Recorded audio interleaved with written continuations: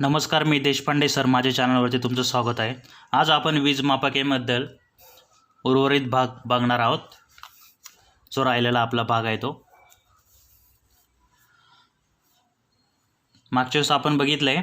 Indicating मापके, integrating मापके, recording मापके. तर आज आपण काय बघणार आहे? इंडिकेटिंग मापकामध्ये आवश्यक असणाऱ्या प्रेरणा. तर त्या कुठल्या प्रेरणा आहेत ते आपण आता बघूयात.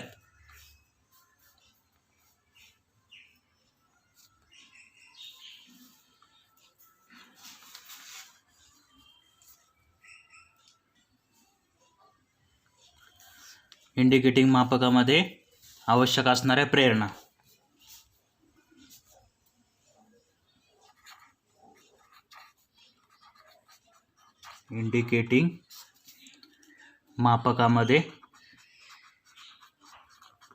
इंडिकेटिंग मापकामध्ये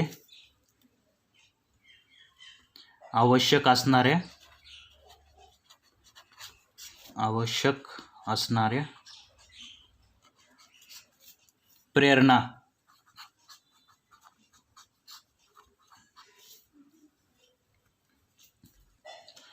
इंडिकेटिंग मापकामध्ये आवश्यक असणाऱ्या प्रेरणा. इंडिकेटिंग मापकांमध्ये मीटरचे कार्य व्यवस्थित करण्यासाठी खालील प्रेरणेची आवश्यकता असते. ते आता आपण बघूयात. ठीक आहे, इथं मी लिहितो अजूनही. इंडिकेटिंग मापकामध्ये मीटरचे कार्य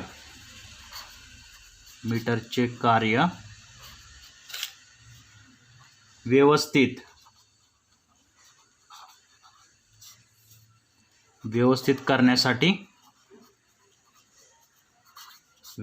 करण्यासाठी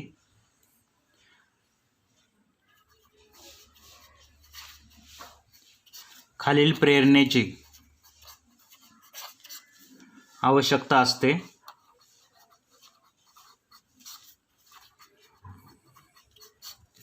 तर आता पहिले आपण बघूयात कुठली याच्यामध्ये. पहिले आहे डिफ्लेक्टिंग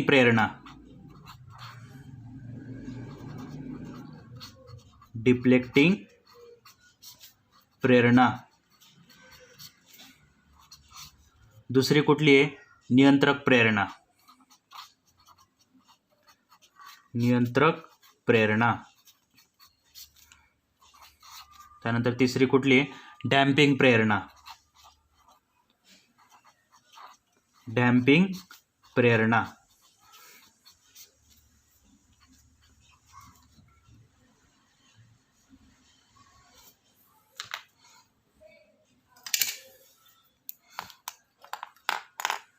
डिफ्लेक्टिंग प्रेरणा इंग्लिशमध्ये पण मी लिहितो इथे.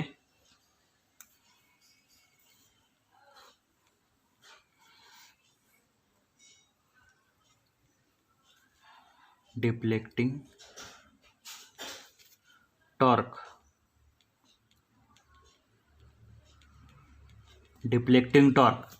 त्यानंतर दुसरं काय आहे?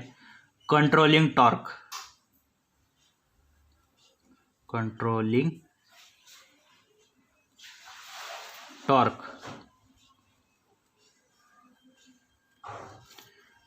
त्यानंतर तिसरं कुठलं आहे? Damping torque.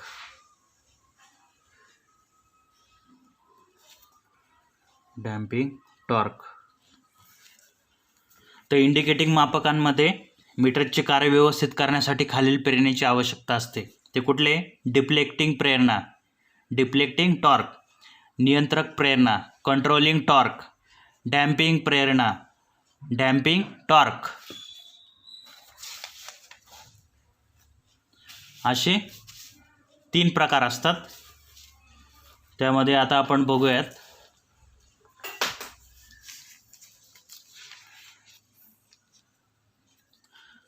आता आपण यातला एक पहिला पॉईंट बघूयात. डिफ्लेक्टिंग प्रेरणा.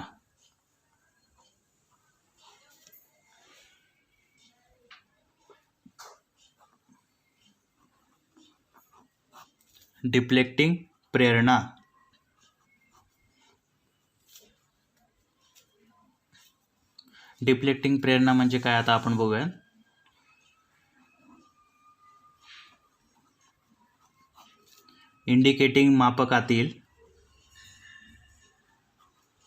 इंडिकेटिंग मापकातील काटा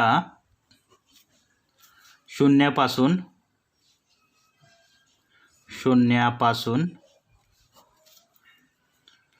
पुढे जाण्यासाठी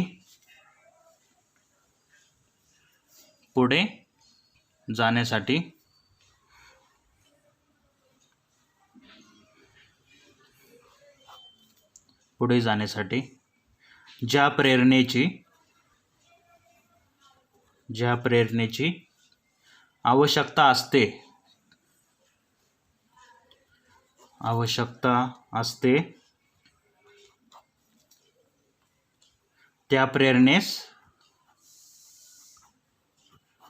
त्या प्रेरणेस डिफ्लेक्टिंग प्रेरणा असे म्हणतात.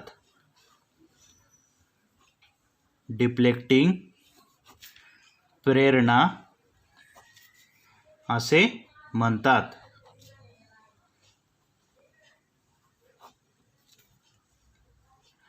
तर या प्रेरणेमुळेच मीटरमधील फिरती यंत्रणा फिरू लागते.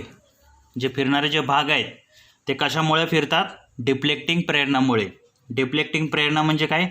इंडिकेटिंग मापकातील काटा शून्यापासून पुढे जाण्यासाठी ज्या प्रेरणेची आवश्यकता असते त्या प्रेरणेस डिफ्लेक्टिंग प्रेरणा असे म्हणतात.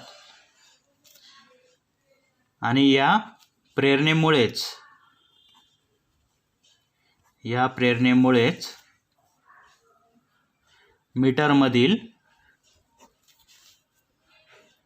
मीटरमधील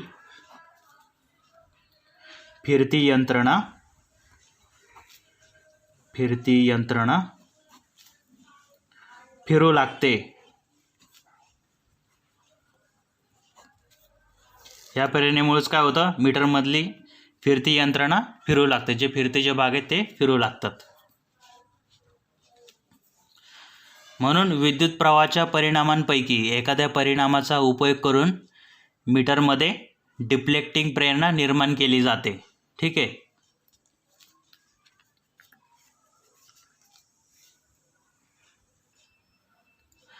यानंतर दुसरा पॉईंट काय आहे? नियंत्रण प्रेरणा म्हणजेच काय? Controlling torque. तर कंट्रोलिंग टॉर्क म्हणजे काय ते आता आपण बघूया. तर कंट्रोलिंग टॉर्क म्हणजे मीटरच्या काट्याला डिफ्लेक्टिंग प्रेरणा मिळाल्यानंतर काटा हा त्याच्या स्केलवर शून्यापासून पुढे सरकतो. काटा पुढे गेल्यावर तो अचूक किमतीवर स्थिर होण्यासाठी व डिफ्लेक्टिंग प्रेरणा काढून घेतल्यानंतर काटा परत शून्यावर येण्यासाठी ज्या प्रेरणेची आवश्यकता असते त्या प्रेरणेला काय म्हणतात? नियंत्रक प्रेरणा असे म्हणतात.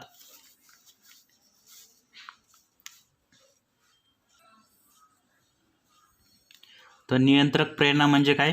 मीटरच्या काट्याला डिफ्लेक्टिंग प्रेरणा मिळाल्यानंतर हा काटा त्याच्या स्केलवर शून्यापासून पुढे सरकतो आणि काटा पुढे गेल्यावर तो अचूक किमतीवर स्थिर होण्यासाठी व डिफ्लेक्टिंग प्रेरणा काढून घेतल्यानंतर काटा परत शून्यावर येण्यासाठी ज्या प्रेरणेची आवश्यकता असते त्या प्रेरणेला कंट्रोलिंग टॉर्क म्हणजेच नियंत्रण प्रेरणा असे म्हणतात. तर नियंत्रक प्रेरणा नेहमी डिफ्लेक्टिंग प्रेरणेच्या विरुद्ध दिशेने कार्य करत असते. म्हणून जेव्हा काट्याला मिळालेली डिफ्लेक्टिंग प्रेरणा शून्य झाल्यास नियंत्रक प्रेरणेला विरोध करणारी प्रेरणा नसल्यामुळे काटा परत काय होतो? शून्यावर येतो. ठीक आहे. हे झालं नियंत्रक प्रेरणाबद्दल. तर डॅम्पिंग प्रेरणा म्हणजे काट्याच्या डिफ्लेक्शनला अडवणे होय. काट्याला डिफ्लेक्टिंग प्रेरणा मिळाल्यानंतर काटा हा स्केलवर लवकर स्थिर करण्यासाठी आवश्यक असणाऱ्या प्रेरणाला काय म्हणतात? डॅम्पिंग प्रेरणा असे म्हणतात. तर मीटरमध्ये डॅम्पिंग प्रेरणा अडवण्याची ताकद नसेल तर काट्याला गती मिळाल्यामुळे त्याच्या अंगचे जडत्व संपलेले असते. जडत्व संपून हलका झालेल्या काट्याला जरी नियंत्रक प्रेरणा मिळाली तरी तो त्याच्या किमतीवर स्थिर होण्याऐवजी किमतीच्या मागे पुढे हलत असतो, त्यामुळे काट्याकडून अचूक किंमत मिळू शकत नाही. अचूक किंमत मिळवण्यासाठी काटा त्याच्या किमतीच्या मागे पुढे न हलता शक्यतो लवकर स्थिर होणे आवश्यक असते. काट्यास लवकर स्थिर करण्याचे कार्य डॅम्पिंग प्रेरणेमुळे साधले जाते. आता समजा हा मीटर आहे, ठीक आहे, आणि याचे असे रीडिंग आहेत. काटा म्हणजे काय? पॉइंटर. आता समजा हा वोल्ट मीटर आहे. आपण उदाहरण घेऊयात. उदाहरणार्थ समजा हा वोल्ट मीटर आहे. याचे काय व्होल्टेज असतील. हा याला सप्लाय दिला, इथं फेज दिली, तर न्यूट्रल दिली. आता व्होल्टेज दाखवत आहे. तर पॉइंटरला हे करायचं आहे, रेंज दाखवायची आहे, ठीक आहे. तर रेंज दाखवायची आहे, तर काटा असा थरथरायला नाही पाहिजे काटा, ठीक आहे. तर अचूक मापच तिने दाखवलं पाहिजे. 240, 230, 210, 110, 50, 60 जे काय व्होल्टेज आहे हे तिने असं बरोबर स्केलवरती तिने दाखवलं पाहिजे. असा काटा जर असा हलला तर आपल्याला अचूक व्होल्टेज कळणार नाही. त्यासाठीच मग डॅम्पिंग प्रेरणेची आवश्यकता असते. तर डॅम्पिंग प्रेरणा दिल्यामुळे काय होतं, काटा आहे ना लगेच स्थिर राहतो आणि आपल्याला अचूक रीडिंग कळते. कशामुळं? डॅम्पिंग प्रेरणामुळे, डॅम्पिंग टॉर्कमुळे.